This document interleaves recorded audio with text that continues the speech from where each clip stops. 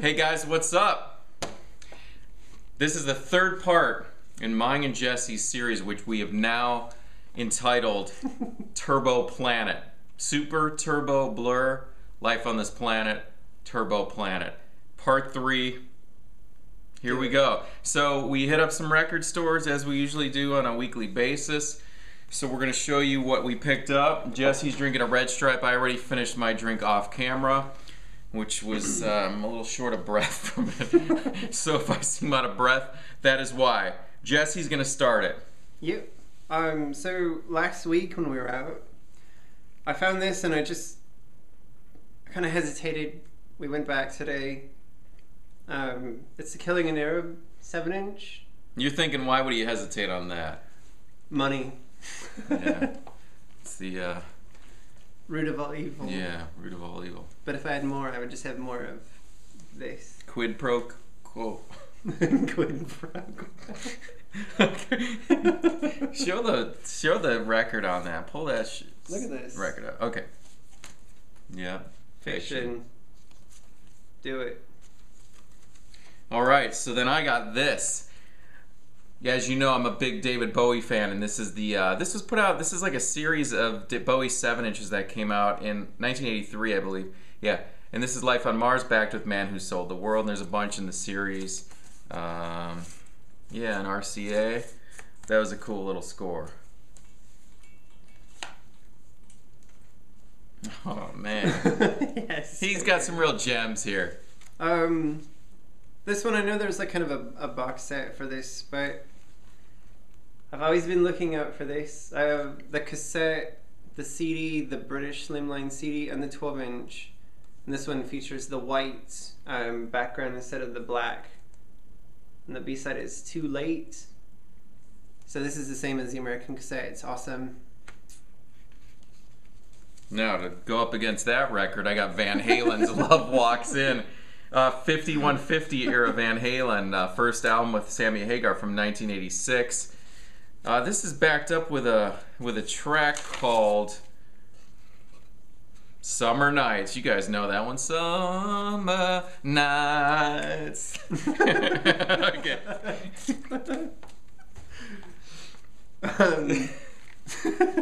Great. That'll be stuck in my head the rest of the night. I actually got this one from my mom. She's a huge Nat King Cole fan. Aside from like Yanni and Andrea Bocelli, she actually likes some stuff that's good, like Sarah Vaughan and Nat King Cole. Is that a gatefold? This is a gatefold. This is a double 7-inch, and I got it because she absolutely loves Unforgettable, which I think anybody that likes Nat King Cole loves. Sorry, Summer Nights. Okay. Sorry. Okay. Sorry to interrupt you. Story about your mom. I just set him on fire again. We were joking about this earlier because we were talking. I'm like, "What song's on?" And he says, "The Unforgettable Fire," and I was like, "He did a cover of that." Yeah. So happy to find this one. James Brown, Living in America from Rocky IV. Look at Apollo Creed in the background. Look at James Brown. Look at that suit and that little motion there. Yeah. Anyway, it's just great. Triumphant. Yeah. This one we just found not more than an hour and a half ago. Of course, I have the CD single for this, but since I love 7-inch records and I love Radiohead, I had to pick this up. This has I Am Citizen Insane on the B-side, and it's Radiohead Go to Sleep from 2003. Yeah, cool. That was a cool find. Really cool. Find.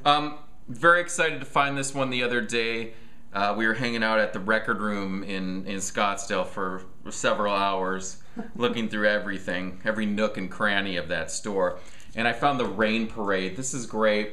Paisley Underground, circa 1983. Features David Roback from what later went on to be Mazzy Star with Hope Sandoval. Excellent. And another little kind of cool little tidbits about this one is it was engineered by Ethan James. Ethan James was a producer in Los Angeles, and he also recorded Sidecom, which was the first band of Perry Farrell from Jane's Addiction, my friend Aaron, drummer. And so part of it was recorded at at Tokyo Studios, where the early Jane's Addiction demos were recorded as well. And as I was looking at this earlier, it has Michael Murphy on drums, which I'm assuming is the same Michael Murphy from the band Lions and Ghosts, this LA band. And he also had played drums with Eric Avery and Dave Navarro in the post-Jane's Addiction band Deconstruction. So anyways, this is killer. We were just listening to this just before we started rolling. Carolyn's song, really excellent. Reminds me a lot of Big Star's Holocaust from their third album. So it really was a great find grabbing that. It's in like seriously near mint condition. And this one's called Emergency Third Rail Power Trip. I'll show you that one. Really cool cover too. So this one is another one that I had on hold. Echo and the Bunnymen, Heaven Up Here.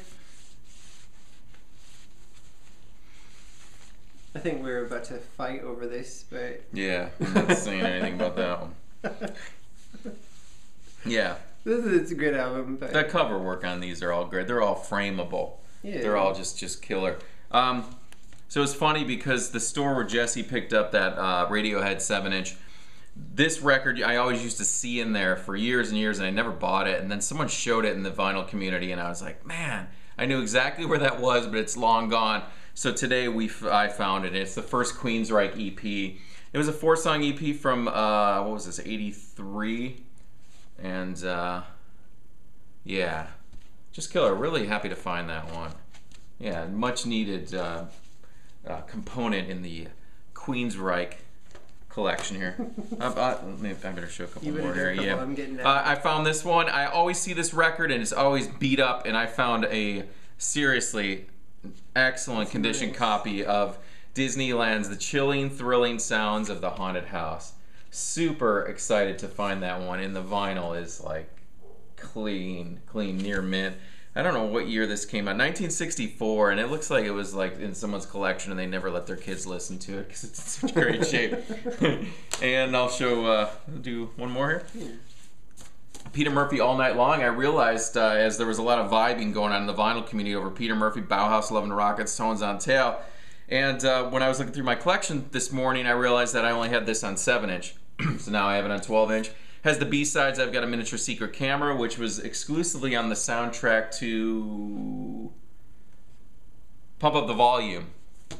Yes. Yeah. And it has the Iggy Pop cover, Fun Time, and it's the cabaret mix of it, so it's that slow version of it. So yeah, I was happy to find that one. It's a little beat up, but still, it's cool. British, as they put a sticker on their British import, like we didn't know that.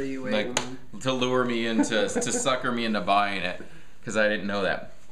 I'll do another one here. So that Nat King Cole single that I was talking about earlier, and Jesse said The Unforgettable Fire. Well, he was reading off the track list, and there's also a song called Red Sails in the Sunset. And here's Midnight Oil's Red Sails in the Sunset, which was a real coincidence that he mentioned that, and I found that as well. Look at that cover. That's just killer. So was really happy to find that one as well. It's got the whole, picture sleeve with Sydney Grouse fine, my peeps in Melbourne. What's up, guys? Kick it. All right, you better. You want to do another one? I'll show my cassette. Me and brother are also very into cassettes, and I'd always wondered what happened to my copy of Wish, and I look over and Bret's like holding it up. I'm like, so yeah, what a great album! Like, I think we're both looking one of the best Cure albums, I think. Looking for the vinyl, and so to have the cassette again, I had it. I don't know where it went. Whatever. What's also funny about that is like a mile from the store where he bought that at, we were on this corner and I said to Jesse, there's the corner right there where I got the Cure's Wish for free. There was a radio station van set up, and me and my brother stopped there back in 1992, and they were giving away free stuff.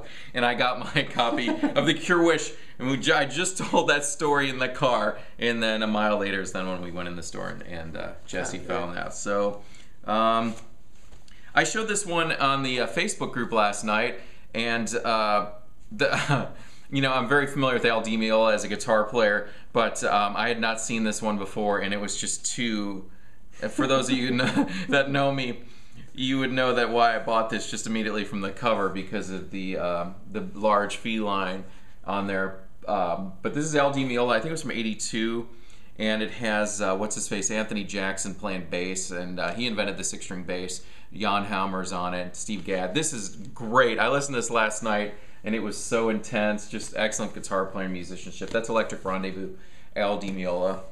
And then I'm going to show one more here before Jesse shows that, and I'll save one till last. In addition to that, Derek was featuring ECM releases. I picked this up. This is Keith Jarrett's Staircase. This was just a couple dollars. The artwork's beautiful on this one. Double LP gatefold, which is really nice. Yeah, this was like $3, I think. Look at that back cover. It's kind of reminiscent of like a Joy Division atmosphere or something. And it's Keith Jarrett's Staircase. It's just piano, just him. Sand. Yeah, I enjoyed this. I listened to the first record on there, and I really enjoyed it a lot. All right, hit it up. Yeah. Save last. No, okay, save that one for last, you bastard. I was actually starting to panic that I would never find this on vinyl. It is not one of my all-time favorite Paul Weller albums, but it is Paul Weller. He's one of my favorites besides like The Jam. As Is Now is such a great album, and I never thought I'd have the vinyl. I have the limited CD where Paul, the man himself, signed it to me when I met him a couple years ago, and I found this for like 20 quid online, and I figured I'm never gonna get one unless I do, and it's actually sealed. I haven't opened it yet, so. How much you pay for that? 20 bob? 20 bob. Yeah, it's funny he spent that much on it because the other day I was driving by Walmart and there was a guy set up on the sidewalk. And he had a whole table full, a table of those that he was selling for $1 each. So yeah, I figured 20 bob, or I could have a table full of them. Yeah, you're better off getting that one. Yeah. So Jesse's gonna save his for last. I'm gonna show my next one. We were at a record store. When was it? Last weekend. And it was me, Jesse, and my girlfriend, and there was a pack of young adults that were there having discourse super loud and clogging up the entire vinyl section and just giving their opinions to one another about various bands that suck and should not have ever been put on record because it was a waste of money. And this album apparently sucks, correct? Was that what it was? That's what I was hearing. Yeah. The Clash Combat Rock. So according to them, this sucks, but they also flipped through the vinyl section and didn't buy that Cure Japanese Whisper, so obviously their taste is bad because... Look at the songs on there. But, I mean, this one obviously has the two... Should I stay or should I go and rock the Casbah? Straight to Hell. Straight to Hell. Covered by Liliana as well. Did Hank... Wait a minute. Did Straight to Hell, did Hank 3 do a cover of that? He might have. And remember they were talking about Hank 3 and they were ripping on him as well? Hank 3. Dang. Yeah, that is right. I did hear that. Yeah, so I could be wrong about that Hank 3. I can't believe you bought that, being such a horrible album and everything. Yeah, I know. I can't believe I spent any money on this one. Yeah. But I'm really happy to have this and add it to my Clash collection. And Jesse was about to tackle me over this one. So I flipped through the section and I gave up after about 1.5 foot and didn't finish. And tonight yeah, so Jesse's just kind of loitering as I'm looking through the records, and I'm like, why don't you finish looking through those, which I should have never said, because then I would have found this one, and instead he found it. It's Sunshine Smile by Adorable. I know we were all chatting online, a few of us, about Chapter House and all those awesome as hell shoegaze bands, 1991 to 1993. This is Sunshine Smile by Adorable, and it's the best bit. It's clear vinyl.